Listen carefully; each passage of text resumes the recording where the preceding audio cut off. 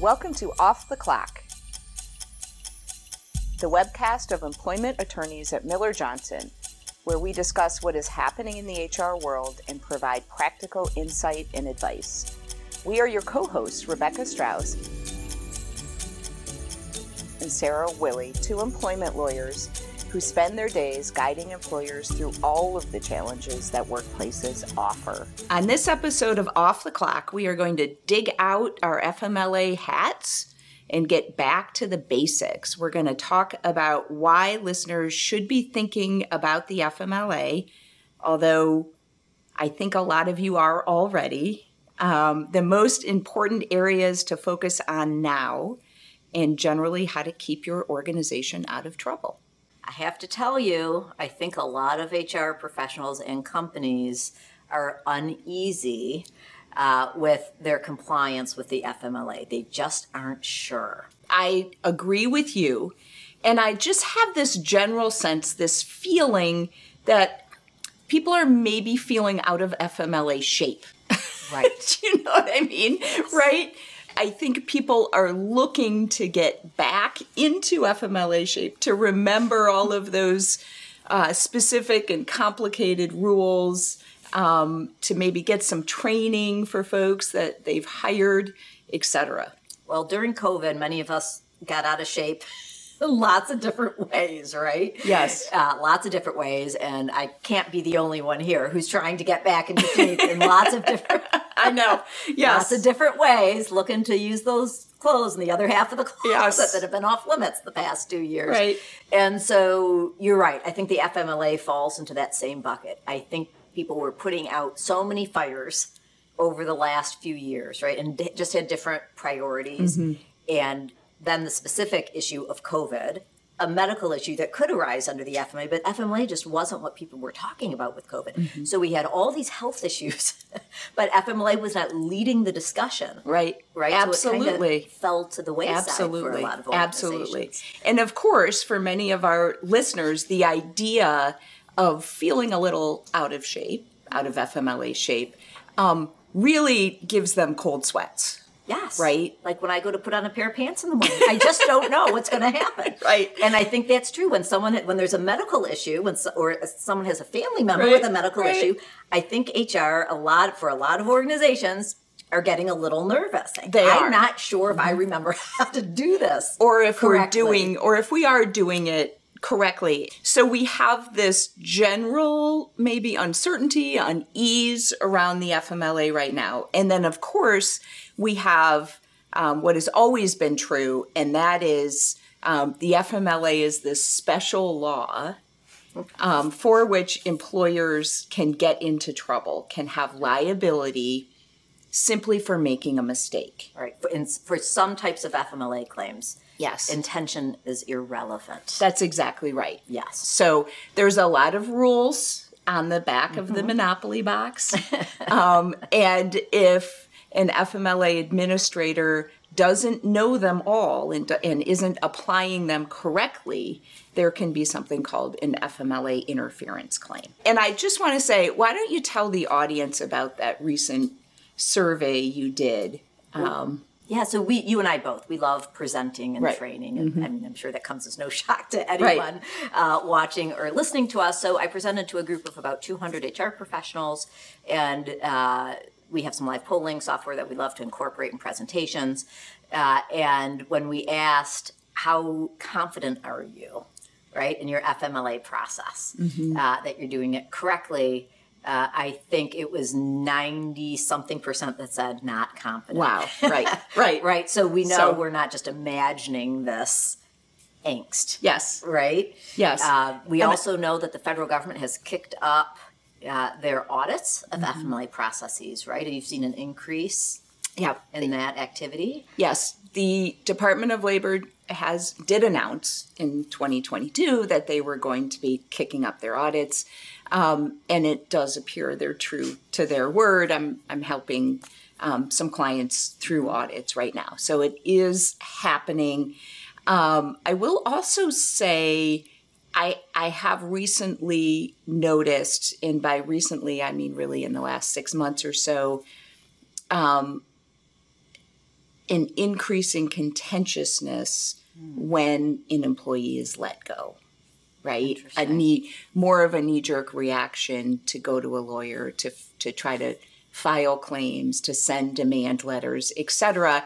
That probably shouldn't surprise me, because I think in general, we're living in a world that's increasingly contentious and divisive, etc. Okay, so fascinating. All of these factors are coming together to create potentially this storm, right? The uncertainty around the FMLA, the increased audits, the potential interference claims, the increasing adversarial world we're living in. So let's help our listeners try to get back into FMLA shape. I don't, as much as I would love to see HR departments spend a month, right, going through all of the forms and letters, etc. What I really would like to do is talk about the low-hanging fruit. Let's just talk about the few things they can do that'll give them the most return on investment, ROI. Right? That's right. Least amount of energy for the highest ROI that will eliminate a significant amount of legal risk, right? So, because we don't want folks to be overwhelmed. Don't worry, you're gonna feel better by the time we get to the end of this. So with that in mind, if you have an overwhelmed HR department staring you in the face there and saying, we don't have a month to devote to this, where should we start? So the first thing I would say is think about what person is most often administering FMLA, okay? Sometimes an HR department has one or more individuals, quite frankly, whose job is primarily to administer leaves, including the FMLA. Sometimes it's a smaller department, but who is that person? And I would really love to see that individual go back to school, take a training. And by that, I mean a half day or a full day FMLA training. There's lots of resources for trainings like that. SHRM, I know, provides some training. Here at Miller Johnson, we do it frequently as well. We have workshops, etc. I will tell you, Rebecca, as you know, I live the FMLA regulations. I try to attend training every year, and every year I'm reminded of something in the regs, or I learn something new, okay? So, and I will add as well, I'm seeing a lot of HR departments that have hired new people, some of whom have been tasked with FMLA administration and have not really received any education or training on the FMLA. Okay, so let's all take a time out. Let's think about who's doing the work and put it in your budget in 2023 to provide some real valuable training to that person or those people, for starters. That's a great idea. I'm just going to add on a smidge. A number of our listeners hire third-party administrators to manage their FMLA. So they may have heard that and said, well, that doesn't apply to me, right? Because I have hired this excellent company who may do a very excellent job. But you, on the ground level, still need to identify when a qualifying event may have occurred. That's right. So training at least on that is still highly recommended. Yep. And so this still applies to everything Sarah just said, still applies, even if you have a third-party administrator. I could not agree more. I think third-party administrators on the FMLA can be very helpful, but for that to be successful, there has to be somebody in that HR department who also deeply understands the FMLA. Because remember, if the third-party administrator makes a mistake, and we hope they don't, but your organization is still responsible, right? So you have to supervise and you have to know when something might be amiss. That's right. Okay, what else can people do? So on that note, running with that idea of training, we also have lots and lots of new leaders, new supervisors and managers that have come into those roles or have been newly hired in the last 2 or 3 years. And I feel pretty confident as I'm sitting here saying that generally providing training specifically on the FMLA to those new leaders simply has not been a priority for the reasons you mentioned earlier. I would say those leaders probably are much more familiar with how long you're supposed to isolate if you have COVID, right? Or what close contact means, etc. But they may not really have any understanding of the FMLA. Okay. And what do they need to understand? Right. You just said there's a lot of rules on the back of that Monopoly Yes. box, but let's just be clear, because we both do supervisor training on this and medical issues in the workplace in general.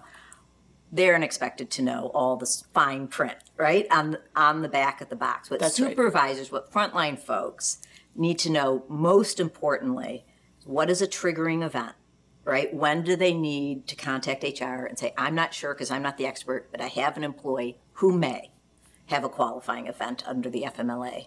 HR, can you please take over the process? They have to understand what qualifying events are, and they have to understand the non-retaliation provisions under the FMLA. Yes.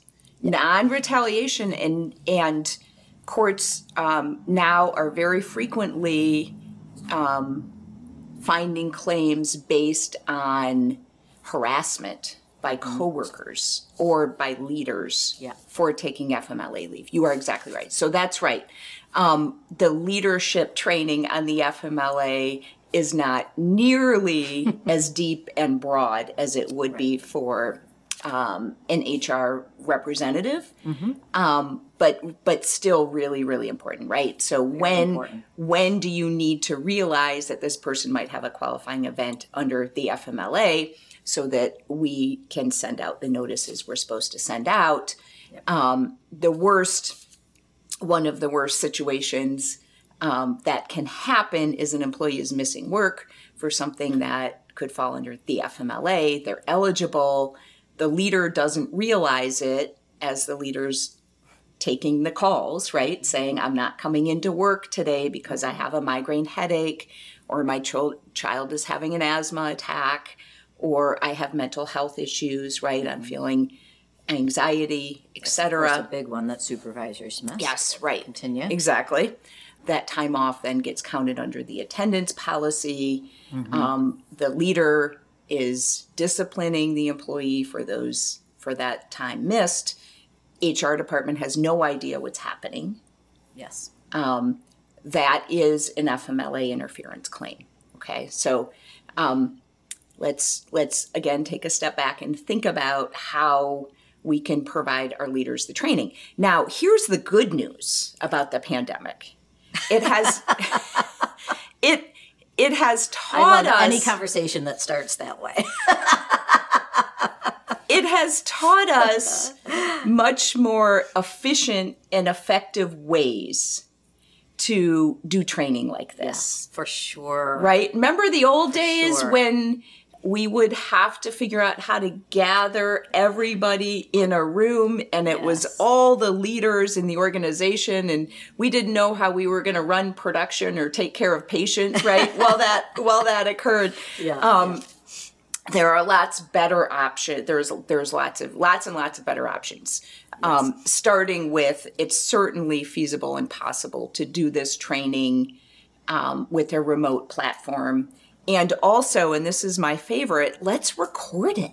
Yes. Let's record it so that a month later when you hire a new leader, guess what you can do? Yes. Just make them watch the training, and so they have it as well. Yeah, we've definitely done that, and clients just love that. So, so we've got training of the HR folks that are managing, which is much more intense, right? Those folks do have to know what notice, what day, how many days, when to make an exception.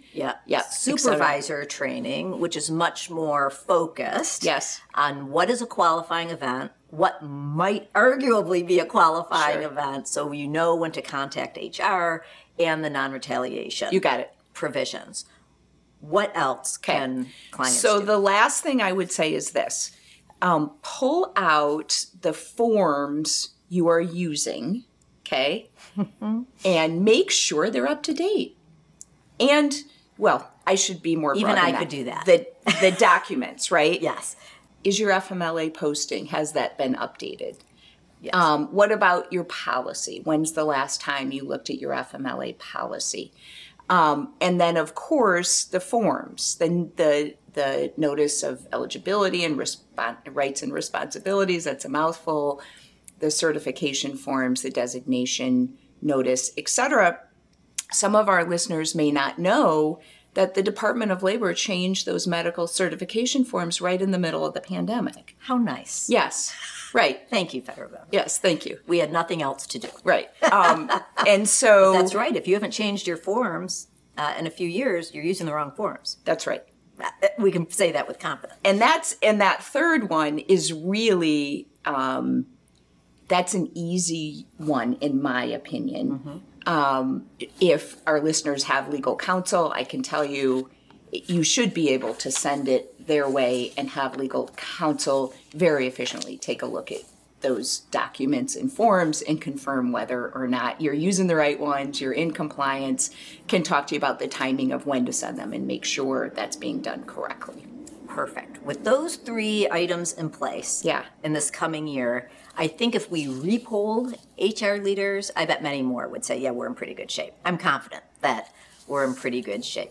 Let's leave listeners with one more thing, the most common mistakes we're seeing currently. So things they can watch out for, right, before they fall into these traps themselves. And the one that I see over and over and over is when FMLA leave is exhausted, automatic termination of employment.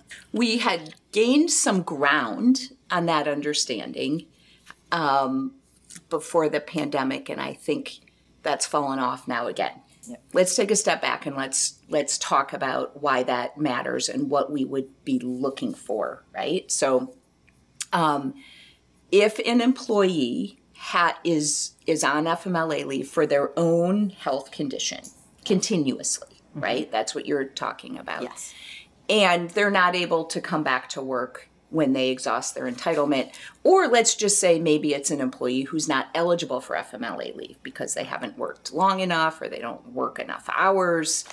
In that case, we need to remember that time off can also be a reasonable accommodation under the ADA.